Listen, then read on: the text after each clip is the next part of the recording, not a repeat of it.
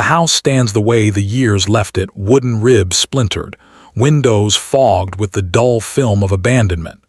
A faint draft moves through the cracked doorway like a memory inhaling. Dust hangs in the air, suspended in the thin morning beam slanting through a collapsed section of ceiling. Nothing inside has shifted in decades, yet everything feels touched by time's quiet cruelty. The scene no longer screams, it whispers. This is where they found Liora Branson, age 27, a woman whose name once drifted across small Tennessee towns like a softer note in an otherwise ordinary year.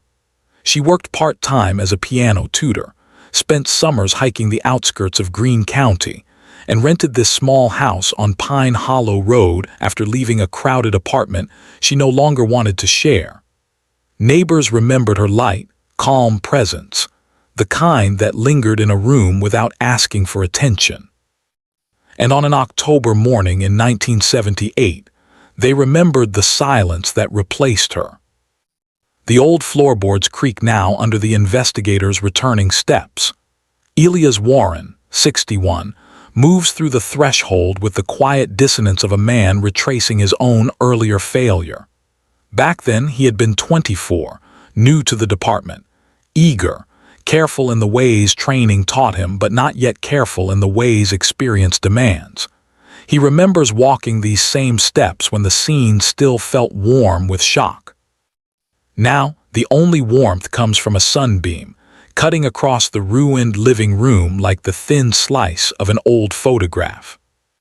He pauses near the center of the room. The air smells of aged timber and dust that refuses to settle. Elia's breath clouds faintly in the stale cold. His eyes trace the outline where furniture once stood. A table against the wall, a narrow bookshelf near the window, the shadowy imprint of a rug long removed. But what draws him in is the faint discoloration along a section of floorboard, a soft blur of something lifted years ago but never quite erased. He crouches. His gloved fingers hover over the wood but do not touch. Evidence, even old evidence, must be approached like a held breath. Fragments of the past move through his mind, the hesitant voices of neighbors, a landlord's trembling confusion, the deputy whispering a half-formed observation before falling quiet again. Elias remembers trying to record every detail while the world felt too loud and too fast. He remembers looking at Liora Branson and realizing he had no language for a scene like this, no instinct yet sharpened enough to see what mattered and what misled. A faint sound interrupts the memory, a loose shutter tapping softly against the outside wall. Elias stands, slow and methodical, letting the house settle around him again. He notes the fractures in the wooden frame, the pattern of dust disturbed near the old kitchen doorway, the faint remaining scent of something metallic deep within the air, a scent time failed to fully erase. He steps deeper into the house. Each movement is deliberate, careful, as if speaking to shadows. A photograph lies near the back wall, half buried in dust. It must have been overlooked during earlier visits, or perhaps it shifted from some unseen crevice with the changing seasons. Elias lifts it gently, brushing away the film of time. The picture shows Liora seated on the old porch, smiling lightly at something outside the frame. Beside her is the faint silhouette of someone standing to the right, cut out by the camera angle, only a sleeve and a hand visible. He studies it longer than he intends to. The hand appears relaxed, familiar in its casual placement, yet it tells him nothing he can immediately articulate. Still, something about it pulls a thread in the silence. The house settles again.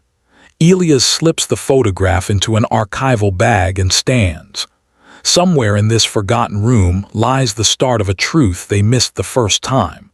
And now, with the years closing in, he feels the need to follow every detail with a weight he cannot put into words. The case that froze in 1978 begins to stir. 2. Case reopens due to discovery of new crucial evidence. The request came quietly 3 days earlier, a sealed envelope left on Elia's desk at the precinct, unsigned, containing only a single thin piece of paper and a photograph that shouldn't have existed. No explanation, no message, just the evidence itself, like a whispered reminder. He had unfolded the paper slowly. The edges were crisp, new. The photograph clipped to it was not. It showed the exterior of Liora Branson's house taken from a low angle sometime during the late afternoon of 1978. Elias recognized the perspective immediately. It had been shot from behind the tree line near the narrow dirt path leading to the backyard, a place no officer had considered relevant at the time. On the back, in small handwriting, a date, October 17, 1978, the day before Liora was found. The image captured a faint shape near the side window, a blurred outline of someone standing close to the glass. The figure was too indistinct to identify, nothing more than a suggestion of presence, but it forced open a possibility they had never acknowledged. Someone had been watching her house hours before everything happened. The case reopened within 24 hours. Officially, the department cited newly surfaced photographic evidence relevant to the original timeline. Unofficially, the reopening moved through the building like an old ghost people thought had been buried. Younger officers read the archived reports with quiet curiosity. Older ones avoided eye contact with Elias, remembering the early days of his career with a mix of sympathy and regret. Now the case file sits open under the pale desk lamp in his small office. Elias leans over it, elbows resting on the cold metal surface, reading each page with slow precision. The paper has yellowed. Margins have softened. Ink lines have faded into softer shadows of their original form. Yet every sentence holds weight, things he once wrote, things he once overlooked. He lifts the new photograph again and studies it. The blurred figure near the window could be anyone, a visitor, a passerby, or someone testing the boundaries between distance and intrusion. But the angle of the figure's posture, slightly leaned, almost deliberate, unsettles him. No message, no sender, just a prompt to look again. He logs the image into evidence, nodding its arrival without context. Then he revisits the property records, the timeline, the statements. Patterns shift slightly with the presence of this new detail. Old conclusions begin to loosen. A faint knock interrupts the quiet. Detective Marin Holt pushes the door open only halfway, speaking in a low, cautious tone. "Prince came back," she says, placing a thin folder on the desk. From the envelope, nothing useful, clean. Elias nods, expected. "Someone went through trouble to hide their tracks," she adds. "Or someone wanted the evidence to speak without them." Marin hesitates, then steps back. "If you need anything." "Just time," he murmurs. She leaves without another word. Elias returns to the files. The room feels smaller than it did an hour ago. The fluorescent light hums faintly, a soft but constant reminder of long nights spent exactly like this. He flips through witness statements, examining them with a scrutiny he didn't yet possess in 1978. A detail emerges, small, almost forgettable. A neighbor had mentioned seeing a shadow near Liora's side window the day before she was found. At the time, it was dismissed as a trick of light. No one lived close enough to confirm or challenge it. No one asked further questions. Now paired with the photograph, the detail steps out of irrelevance. The envelope, the image, the date, someone out there wants this case opened again. Whether they want truth or misdirection remains uncertain. But the door is open, and Elias steps through. 3 investigator examines past reports to identify overlooked details. The old reports carry the subtle scent of storage, a blend of paper, dust, and something faintly metallic. Elias unbinds the worn case folder and spreads the documents across the table like a fractured map. His hands move slowly, following each line of ink as if tracing the contour of a long-buried memory. The room hums with a quiet that feels weighted, as though the evidence itself is waiting for him to acknowledge something he once missed. He begins with the earliest entries, the initial discovery, the deputy's hurried notes, the medical examiner's first impressions. Each detail sits heavy in the margins. Liora was found lying near the center of her living room, the space undisturbed aside from faint signs of a struggle too subtle to decode. No forced entry, no obvious theft. Windows locked, door unlocked, kitchen unaltered, a scene of stillness carved by something swift and unclear. Elias pauses over the first photograph captured in 1978, grainy, muted, unfocused along the edges. He remembers framing the shot with unsteady hands. He remembers being told to document everything, yet lacking the instinct to capture the subtler elements.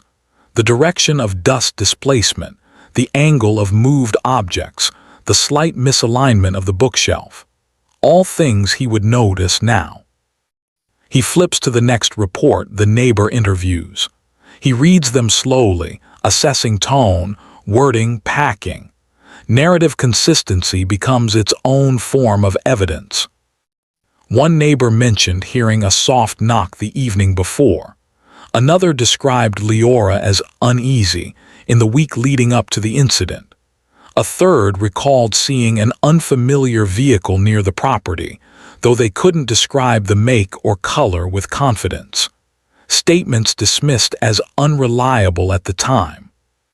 But one name recurs more subtly, Dale Huxley, the landlord's cousin. He helped renovate the property 2 months before Liora moved in. He visited occasionally for maintenance. His statement was brief, only confirming he hadn't been to the house in weeks. No one questioned him further. Elias circles the name with his pen. He sorts through the timeline next. Around 6 p.m., Liora was last seen purchasing groceries at a small store off Highway 321. She spoke briefly with the cashier, appeared calm, carried 2 small bags. The receipt showed nothing unusual. An hour later, her vehicle was parked in front of the house. By morning, she was gone, leaving the community in a quiet, lingering confusion. Elias leans back, rubbing the bridge of his nose. Fatigue presses into him, but focus remains sharp. He turns to the new photograph again. The blurred figure near the window changes the lens through which he reads everything. Someone watched her.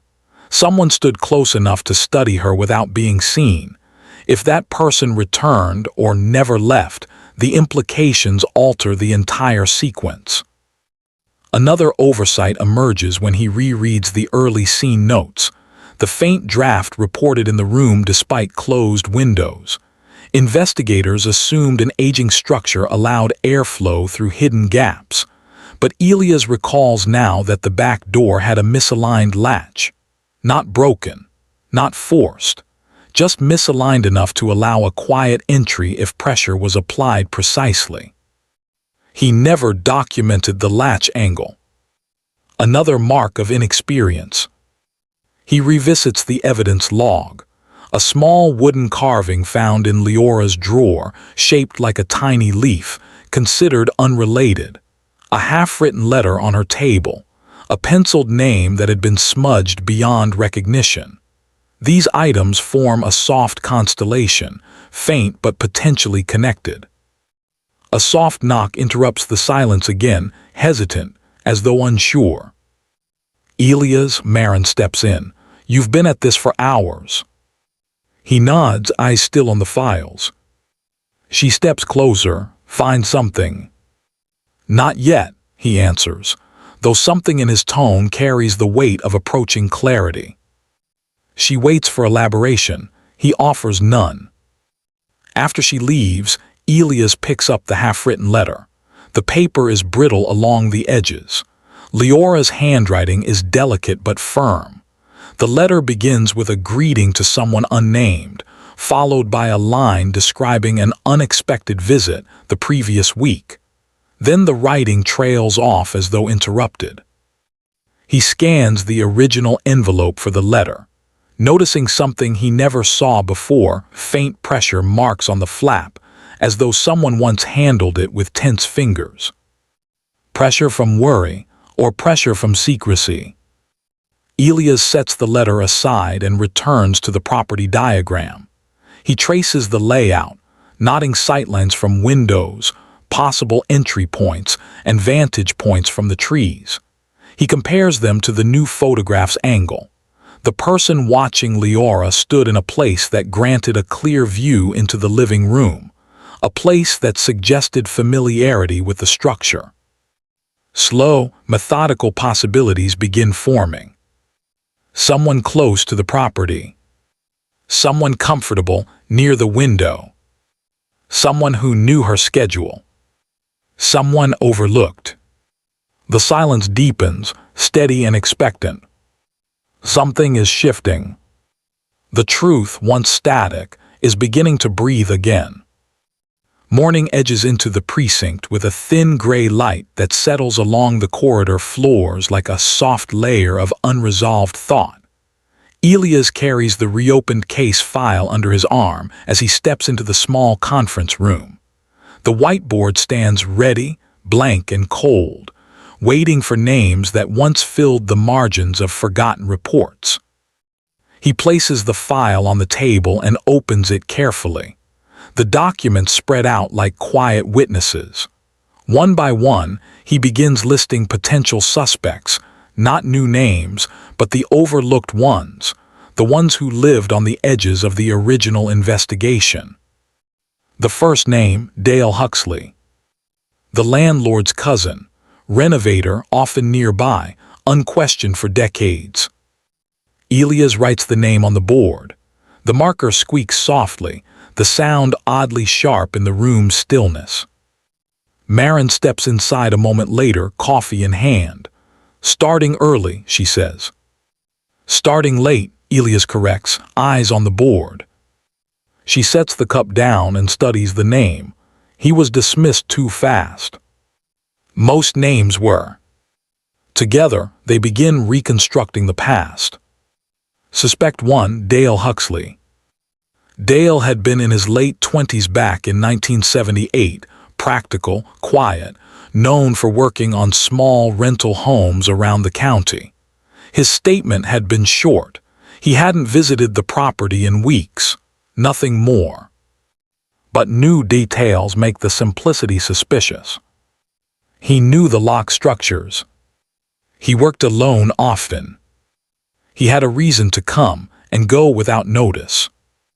Elias pulls out the maintenance records from years ago. Dale's handwriting fills the margins. Quick numbers, supply notes, short reminders. The handwriting is structured but uneven, the type that reveals a person who rushes through details they don't consider important. Look at this, Elias says, tapping one entry. Marin leans closer. He logged a visit days before the incident, but his statement said weeks. Exactly. A discrepancy, small but sharp. Elias circles the note and steps back. Suspect 2, Nora Kinsley. A neighbor who lived 3 houses down. In 1978, she reported seeing an unfamiliar vehicle near Liora's driveway. At the time, Elias assumed she misremembered, given the dim light of evening and the distance between properties. But in her full report, she also mentioned something else, a fragment he had once overlooked. She claimed she saw Liora arguing with someone tall, near the porch earlier that week. The description was vague, no clear features, no certainty, and Elias dismissed it as a neighbor's attempt to contribute something useful. But now, the vague reference hangs heavier than before. If someone did speak with Liora that week, someone not documented anywhere, the timeline shifts. Elias writes her name next. Marin crosses her arms. Her statement was inconsistent, could be misinterpretation. Or could be someone she recognized but didn't want to mention. Elias answers quietly. Suspect 3, Cal Branson. A more complicated name. Cal was Leora's younger brother, 19 at the time, a quiet college student who commuted between classes and family visits. His relationship with Liora had been close, but some family notes suggested small tensions, disagreements about finances, responsibility, the pressure of shared expectations. He had an alibi the night Liora was found studying with 2 classmates. Both confirmed it, nothing unusual. Still, Elias writes the name on the board. Marin hesitates. You think he hid something? I think every person hides something. The board now holds 3 names, each uneven in weight, each capable of reshaping the silence inside the Pine Hollow Road house. Elias steps closer to the table and opens a box containing additional archived materials. A thin manila envelope sits atop the stack, one he vaguely remembers discarding as irrelevant in 1978. It contains a collection of receipts found in Leora's kitchen drawer. Most are routine: groceries, small repairs, gasoline. But one stands out. A receipt for a locksmith service, dated 5 days before the incident.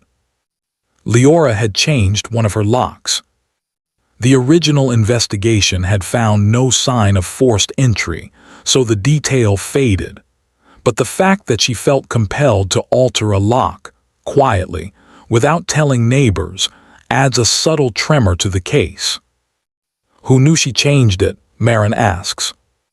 Someone close enough to notice the difference, Elias replies. His gaze returns to the board, to the 3 names silent under the room's pale light. Suspect 4, Emery Voss. A name that never appeared in the original files. He emerges now because of a late discovery, a piano student of Leora's who later moved away. A brief mention in a personal notebook found among her belongings. Emery had taken lessons for several months. He was described as polite but withdrawn. No known issues. Yet his name comes up twice in her diary, once with a note. Emery stopped by unexpectedly, not sure why. And again, something about his visit unsettled me. Elias exhales slowly. Unexpected visits mean proximity. Proximity means opportunity. But no record of him ever being questioned, Marin says. No record of us asking the right questions. The board grows heavier with possibilities. Reconstructing motives. They begin to map out each suspect's potential motive, not through speculation, but through patterns left in the margins of the evidence. Dale Huxley had access, unrestricted, unnoticed. If he returned unexpectedly and Liora confronted him, tension could escalate quickly. Nora Kinsley had no reason to hurt Liora, but she had reason to hide someone. Her statement about a tall figure may not have been misinterpretation, it may have been avoidance. Cal Branson struggled with financial pressure. If he sought help and Liora refused, the disagreement could have deepened. But his alibi remained solid. Emery Voss lingered in Leora's thoughts for reasons she didn't articulate. Unexpected visits imply familiarity crossing into intrusion. Each path opens another. Yet Elias feels an unease, a quiet stirring beneath the surface, as though the truth is present, but turned slightly away from him, waiting for the right angle to become visible. 5. Clues emerge slowly, linking inconsistencies to emotional conflicts. Afternoon settles into the precinct like a muted layer of thought. The overhead lights flicker once before steadying.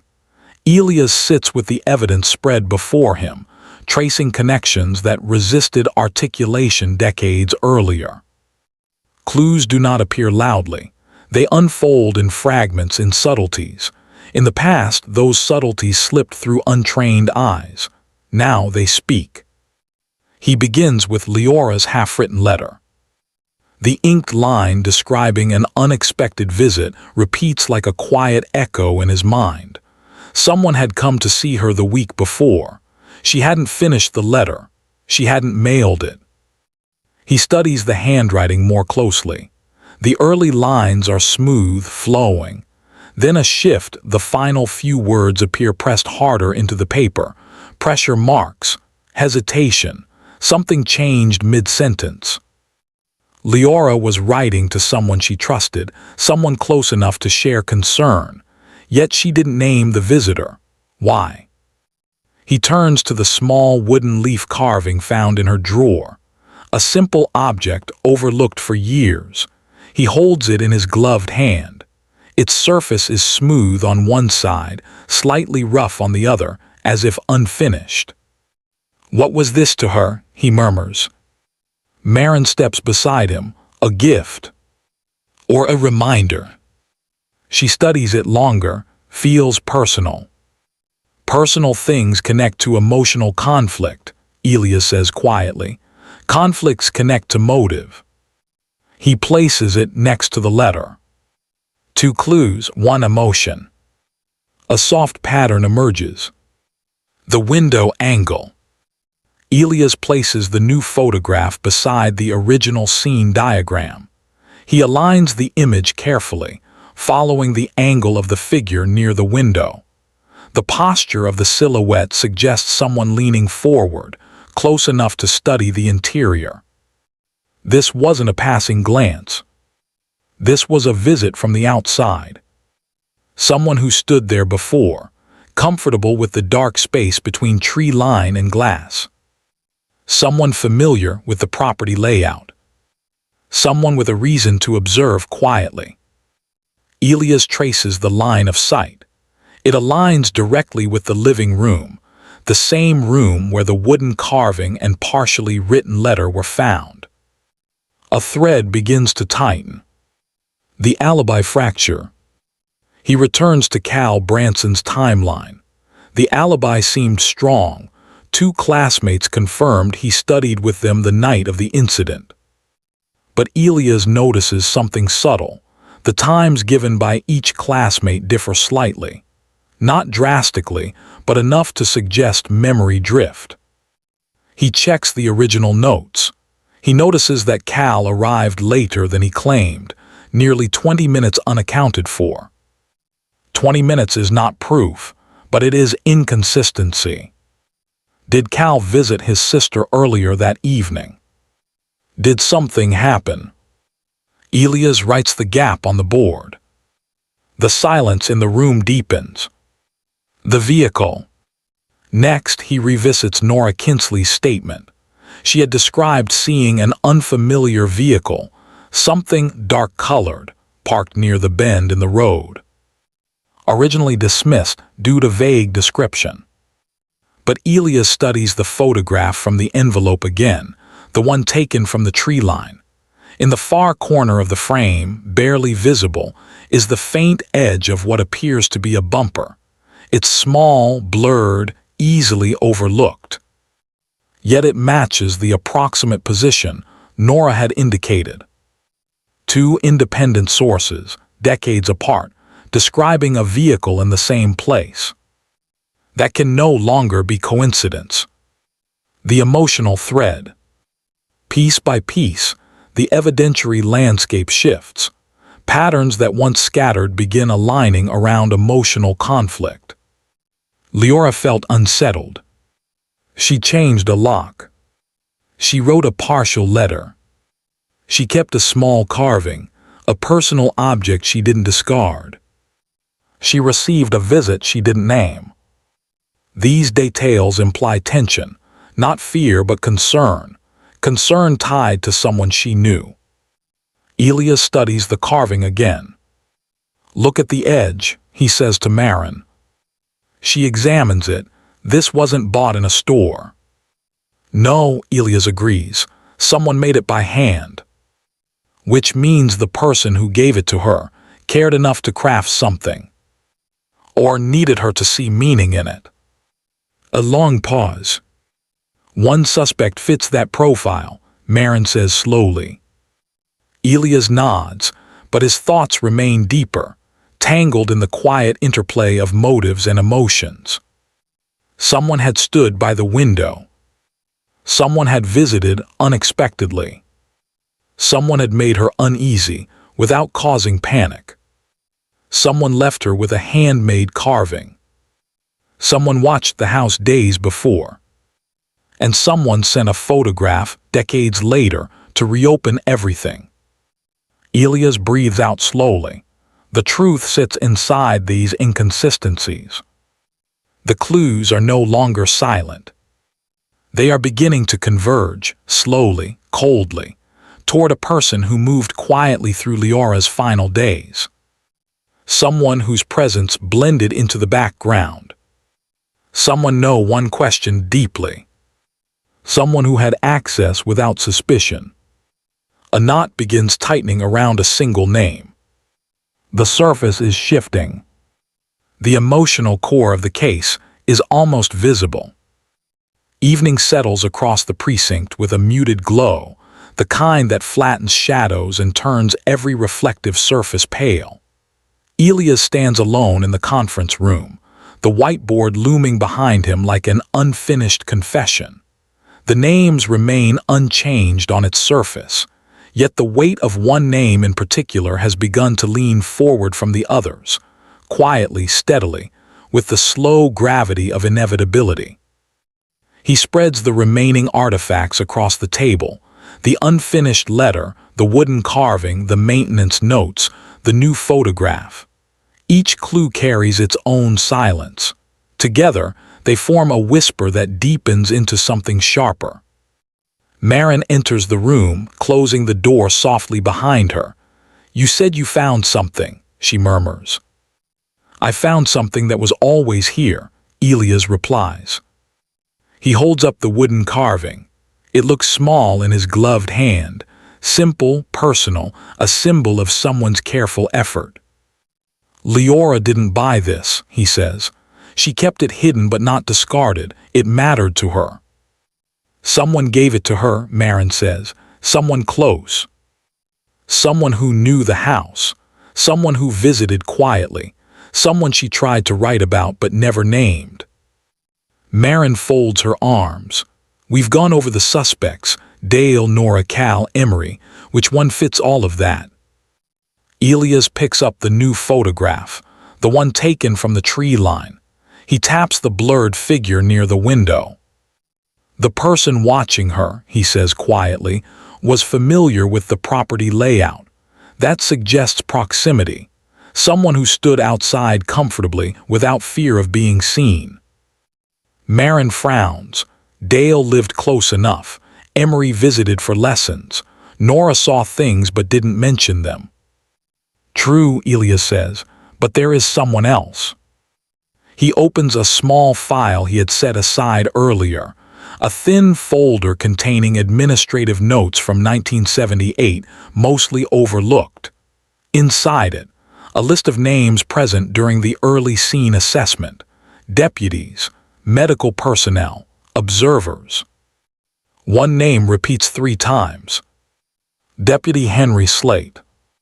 Not because he was suspected, but because he was there early, arriving before Elias, responding to the initial call even faster than expected for his shift location.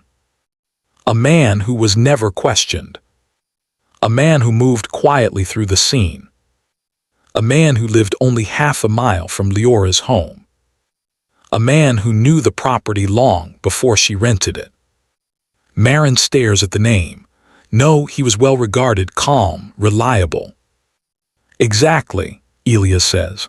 "Reliable people slip through the gaps because no one looks at them twice." He retrieves another artifact, the faintly smudged envelope Liora had used for the unfinished letter. The pressure marks on the flap suggested someone with firm, controlled hands had handled it. Elias places it next to a 1978 field report, written entirely in Henry Slate's handwriting. The pressure pattern is disturbingly similar. Marin leans forward, breath-catching. "You're saying—" "He visited her," Elias interrupts quietly. "The unexplained visit in her letter. She didn't name him because she wasn't sure how to describe it. She didn't know if it was concern or intrusion." He holds up the wooden carving again. "Slate made these," he says. "He carved small wooden pieces on his breaks. He used to bring them to the station around holidays. I remember them now. Simple designs, nature shapes." Marin steps back, the realization soft but devastating. "So he gave her the carving." "And watched her window," Elias adds, "and returned the night everything changed." He points to the maintenance records. Dale Huxley's handwriting filled the margins, but in one corner a signature appears confirming completion of an early repair. It is not Dale's signature. It is Slate's. He had been in the house long before Liora moved in. He had walked freely through it.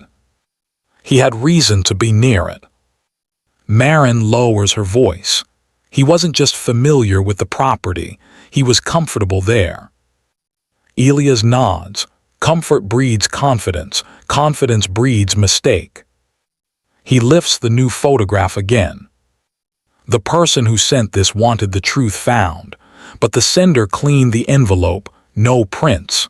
They hid their identity. He places the photograph down. That means the sender is still afraid. Marin's voice breaks the silence.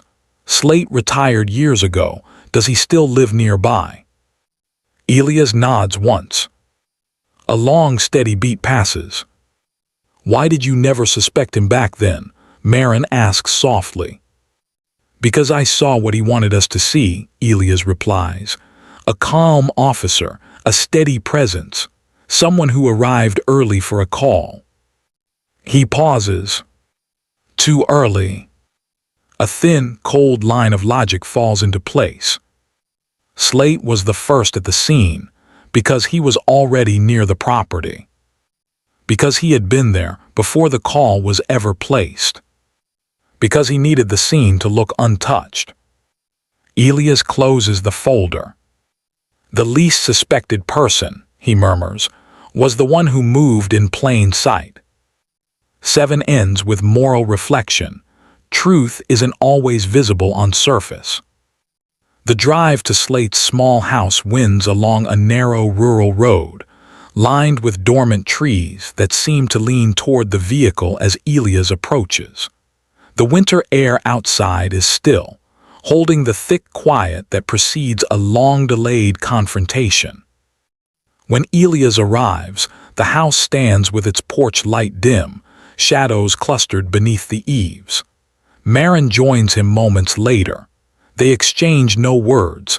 They already know the silence is more truthful than anything dialogue can offer. Slate answers the door slowly. Age has softened his posture, but not his eyes. For a moment, recognition flickers across his face as he looks at Elias, the kind of recognition that speaks more than admission. "Evening," Slate says, voice low. "Henry," Elias answers, equally restrained. A long pause forms between them, dense and unbroken.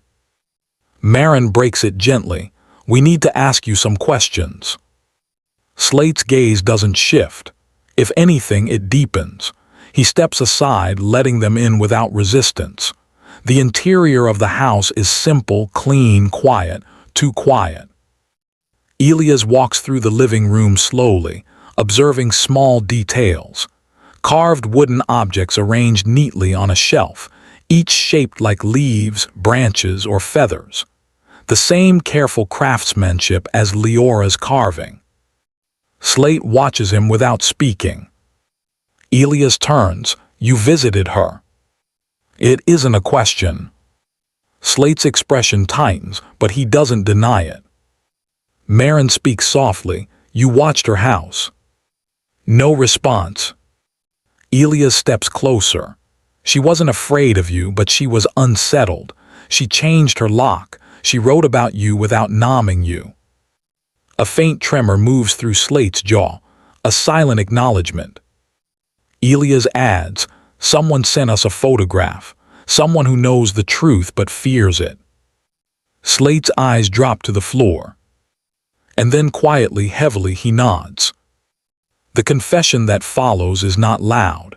It is not dramatic. It is a series of quiet, fragmented words, broken, hesitant. Slate speaks of visiting Liora because he admired her calm, her kindness, her way of speaking softly without speaking too little. He says he found comfort in her presence. He admits he returned too often, too quietly, until admiration blurred into intrusion. The night everything changed, he visited unannounced. She asked him to leave. He stepped inside anyway. A tense moment escalated. A struggle neither intended. A boundary crossed too fast to reverse. The truth emerges not with force, but with frailty. Elias listens without interruption, every word settling like dust across years of silence. Slate's voice weakens as he recounts the aftermath, his panic, his decision to stage the scene, his early arrival as the responding deputy, his ability to steer the investigation away from himself with practiced calm. He kept the truth buried in the same quiet he once admired. When the confession ends, the room feels weighted in a way even time can't disperse. Marin radios the precinct. Slate doesn't resist. Elias cuffs him with slow, precise movements, treating the moment with a gravity that feels more like mourning than closure. Outside, the wind picks up, moving faintly through the trees. Slate is escorted into the patrol car. Elias closes the door softly. For a long moment, he stands in the cold evening air, letting it settle around him. The moral reflection. Back at the precinct, hours later, Elias sits at his desk again. The reopened case file lies in front of him, no longer a map of uncertainty, but a portrait of quiet truths that hid beneath the surface for decades.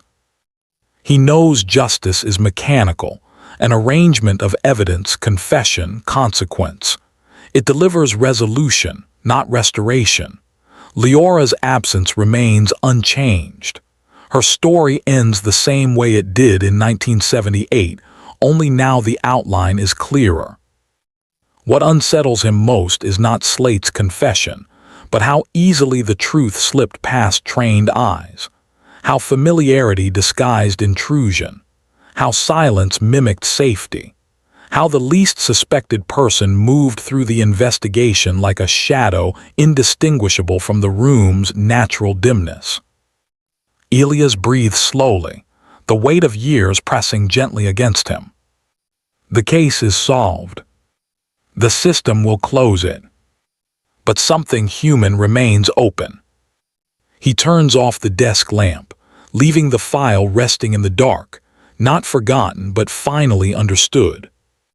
Truth isn't always visible on the surface. Sometimes it waits in the quietest places. In a photograph left without explanation. In a carving tucked into a drawer. In a name written too neatly to draw suspicion. In the silence of someone who watches instead of speaks. Elias stands, coat draped over his arm, and walks out of the precinct into the calm, chilled night. And somewhere in the cold Tennessee air, the past exhales, soft, unresolved but finally seen.